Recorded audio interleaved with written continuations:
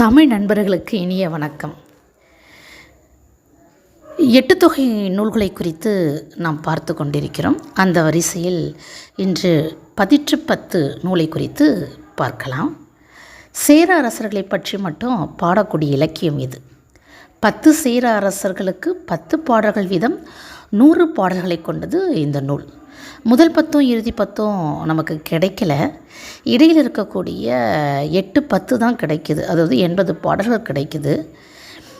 இது ஆசிரிய பவல் இயற்றப்பட்ட ஒரு புறத்திணை நூல். முழுவதும் பாடான் திணையில் பாடப்பட்ட ஒரு புறத்திணை நூல் இது.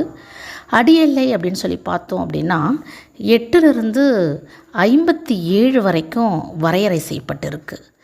இந்த நூலை தொகுத்தவர் தொகுப்பித்தவர் இன்று வரைக்கும் நம்ம அறியப்படலை. இப்போ இந்த நூலை குறித்த சிறப்பான தகவல்களை நம்ம ஒன்று அப்படி பார்த்துக்கிட்டே வரலாம். ஒவ்வொரு 10 பாட்டின் முடிவிலும் துறை, வண்ணம், தூக்கு, பாடலின் பெயர் இதெல்லாம் குறிக்கப்பட்டிருக்கும். பாடான் திணை எனும் ஒரே திணை கொண்டு நூல் முழுவதும் பயின்று வரக்கூடிய ஒரே நூல் தான் இந்த 10 நூல். இது இன்னும் இந்த நூலுடைய சிறப்பில் பார்த்தோம்னா பாடலின் சிறப்பான தொடரால் பாடலுக்கு தலைப்புகள் சூடப்பட்டிருக்கும். 4ஆம் 10 பார்த்தோம்னா அந்தாதி தொடையால் அமைக்கப்பட்டிருக்கும். இது பிற்கால அந்தாதிகளுக்கு முன்னோடி என்றே கூறலாம். இருந்தாலும் இப்பண்பு இந்நூலை பிற்காலத்து ஆகும் என்று KN சிவராச பிள்ளை அவர்கள் குறிப்பிட்டிருக்கிறாரு. இந்த ஒவ்வொரு 10 பாடல்கள் இறுதியிலும் பார்த்தோம்னா பதிகம் என்ற அமைப்பு முறை இருக்குது. அதாவது இந்த பதிகத்தில் என்ன குறிக்கப்பட்டிருக்கும் அப்படின்னு சொன்னால் பாடினவருடைய பெயர், செய்யுளின் பெயர், புலவர் பெற்ற பரிசு, அரசர் ஆண்ட கால அளவு, மன்னனின் பெற்றோர், மன்னனின் சிறப்புகள், இதெல்லாம் செய்திகள் இதில் கொடுக்கப்பட்டிருக்கும். இது பிற்காலத்து கல்வெட்டிகள் இடம்பெறும் மெய்கீர்த்திகள் போன்ற போக்கு இந்த பதிகத்தில் பார்க்க முடியுது. இந்த 10 நூலை முதலில் பதிப்பித்தவர் உவே சுவாமிநாத ஐயர். உரை எழுதியவர் என்று பார்த்தால் அவை துரைசாமி பிள்ளை அவர்கள் எழுதியிருக்கிறார். இனி ஒவ்வொரு 10லும் பாடப்பட்ட சேர அரசர்களை குறித்தும் பாடிய புலவர் பெற்ற பரிசுகளை குறித்தும் பார்க்கலாம். முதல் 10 கிடைக்கவில்லை என்று கூறினேன். 2ஆம் 10லிருந்து நமக்கு கிடைக்குது. 2ஆம் 10 பாட்டுடை தலைவன் பார்த்தோம்னா இமய வரம்பன் நெடுஞ்சேரலாதன். இவர் குமட்டூர் கண்ணனார் பாடியிருப்பார். இந்த புலவன் பெற்ற பரிசு பார்த்தோம்னா ஒம்பர்காட்டில் 500 ஊர்களும் தென்னாட்டு வருவாயில் 38 ஆண்டு பாகமும் கொடுத்திருக்கிறான். 3ஆம் 10 பார்த்தோம்னா அதோடைய பாட்டுடை தலைவன் பல்யானை செல்கிழு குட்டுவன் என்பவன். பாடிய புலவன் பார்த்தோம்னா பாலை கௌதமனார். இவர் பெற்ற பரிசு 10 பெரும் வேள்விகள் செய்து புலவரையும் அவர் மனைவியையும் துறக்கம் புகுவித்தான் நம்மளுடைய அரசன் பல்யானை செல்கிழு குட்டுவன் சேர அரசன். இது 3ஆம் 10 இடம்பெற்றிருக்கு.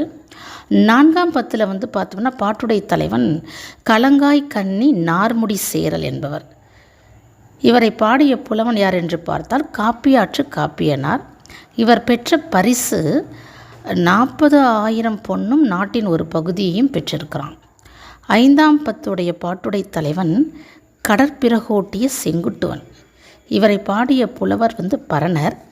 இவர் பெற்ற பரிசு என்று பார்த்தால் ஒம்பர்காட்டு வருவாயும் தன் மகன் குட்டுவன் சேரலையும் கொடுத்திருக்கிறாரு இந்த புலவனுக்கு அரசன். அடுத்து 6ஆம் 10 பாட்டுடை தலைவன் ஆடுகோட்பாட்டு சேரலாதன்.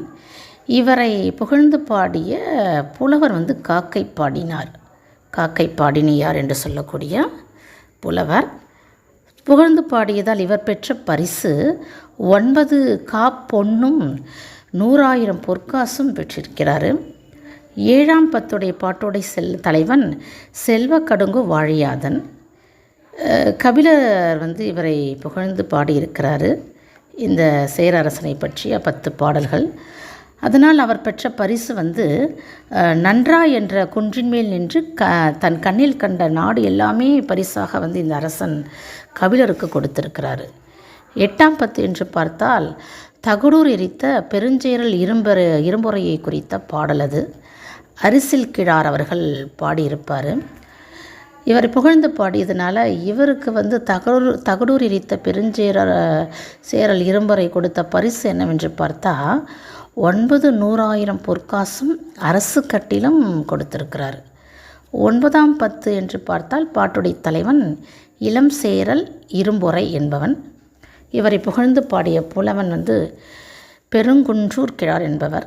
இவர் பெற்ற பரிசு 32,000 பொற்காசும் மனையும் பல கலன்களும் பெற்றிருக்கிறான் பரிசாக. 10வது பத்து வந்து நமக்கு கிடைக்கல, முதல் பத்தும் கடைசி பத்தும் கிடைக்கல அப்படின்னு சொன்னேன். இதில் வந்து இந்த பதிற்று பத்து அப்படின்னு பார்த்தோம்னா 2 அரச குடும்பத்தினரை பற்றிய நூல் தான் இது. அதாவது உதயஞ்சேரல் வழிவந்தோர் பற்றி 2லிருந்து 6ஆம் பத்து வரைக்கும் பாடப்பட்டிருக்கு. அந்துவஞ்சேரல் இரும்புரை வழிவந்தோரை பற்றி 7, 8, 9ஆம் பத்துகள் வந்து பாடப்பட்டிருக்கு. தமிழர்களிடமிருந்து தம்மை வேறுபடுத்தி தமிழரை மேலாண்மை செய்ய விழையும் இன்றைய கேரளர்கள் பண்டைய சேரர்கள்தான்.